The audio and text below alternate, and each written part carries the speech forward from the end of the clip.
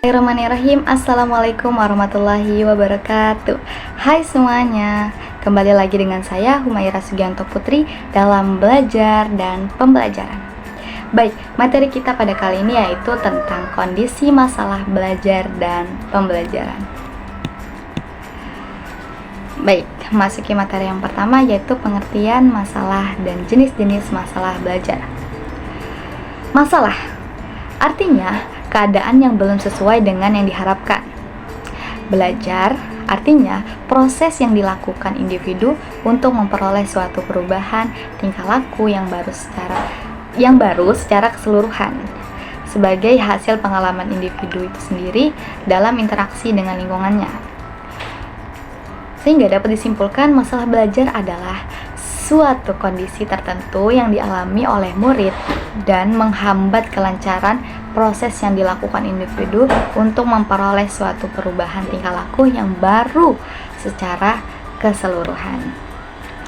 Baik, selanjutnya yaitu jenis-jenis masalah belajar.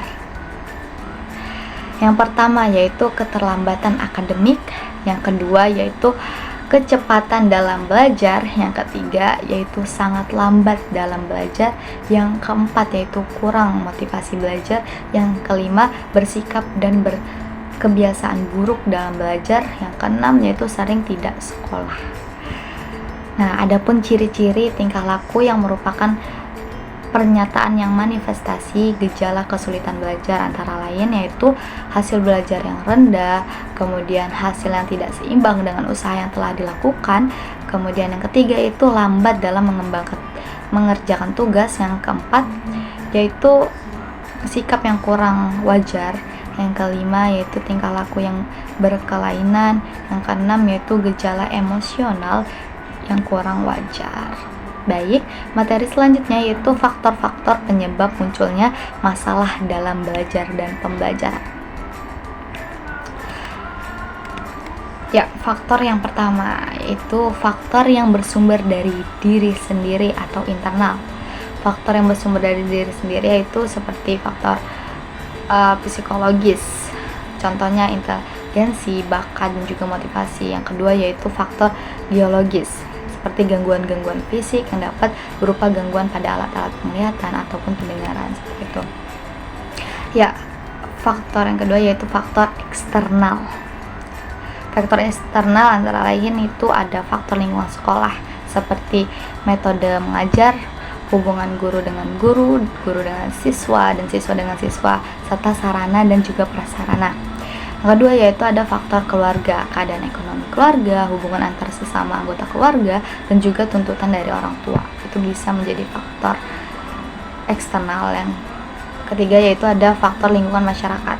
Faktor yang bersumber dari lingkungan masyarakat yang dapat menimbulkan kesulitan belajar, seperti media cetak, komik, buku-buku yang pornografi gitu, yang tidak baik, tontonan-tontonan yang tidak baik, media belajar yang tidak baik gitu. Selanjutnya yaitu ada masalah-masalah dalam pembelajaran. Masalah-masalah yang muncul dalam pembelajaran dapat dibedakan menjadi beberapa faktor. Yang pertama dari segi guru. Guru mendapat kesulitan dalam menerapkan metode pembelajaran yang tepat dan juga variasi. Yang kedua yaitu guru masih mengandalkan lembar kinerja peserta didik LKS gitu. Yang ketiga yaitu kepribadian sang guru secara keseluruhan belum bisa diteladani bagi siswa. Yang kedua yaitu ada dari segi peserta didik, kurang motivasi, kemudian kurang efektif memanfaatkan waktu dan juga sumber belajar. Yang ketiga aktivitas bertanya itu rendah. Nah, dan yang ketiga yaitu dari segi kurikulumnya. Kurikulum yang sering berubah membuat guru sulit menjalankan pembelajaran di sekolah karena berganti-ganti. Nah, yang kedua itu juga materi yang cenderung lebih tinggi untuk tingkat kemampuan peserta didik yang masih rendah, tidak sesuai. Dari segi orang tua, kurangnya perhatian orang tua atas fasilitas belajar di rumah, ataupun banyak orang tua yang tidak mengenali bakat dan minat dari sang anak, kemudian juga tingkatan harapan orang tua itu terlalu tinggi bagi anaknya. Nah, faktor selanjutnya itu bisa dari segi pemerintah. Kurang optimalnya pemerintah dalam mengadakan sarana, fasilitas laboratorium, dan juga perpustakaan. Nah, dari segi lingkungan masyarakat yang kurang kondusif mendukung suasana belajar siswa.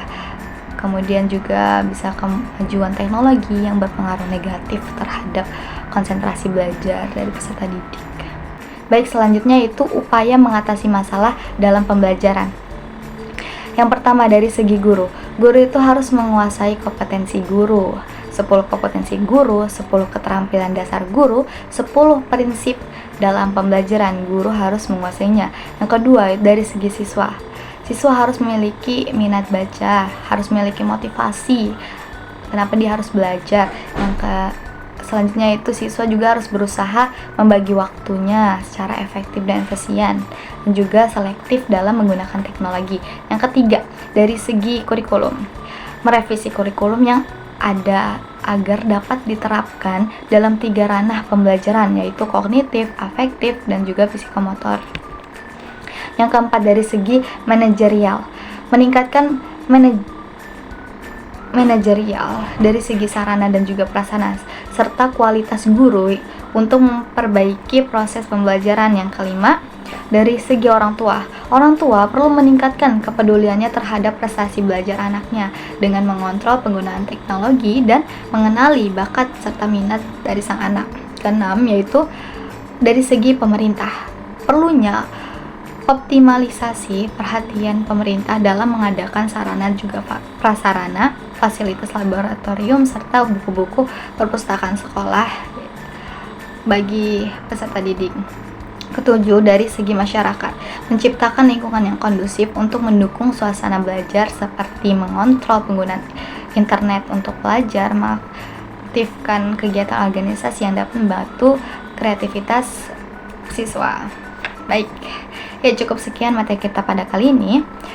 Kesimpulannya, problematika pendidikan merupakan persoalan-persoalan yang dihadapi oleh dunia pendidikan, khususnya negara Indonesia.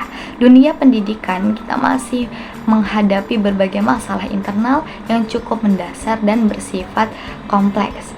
Kita masih menghadapi sejumlah masalah yang sifatnya berantai, sejak jenjang pendidikan dasar hingga pendidikan tinggi.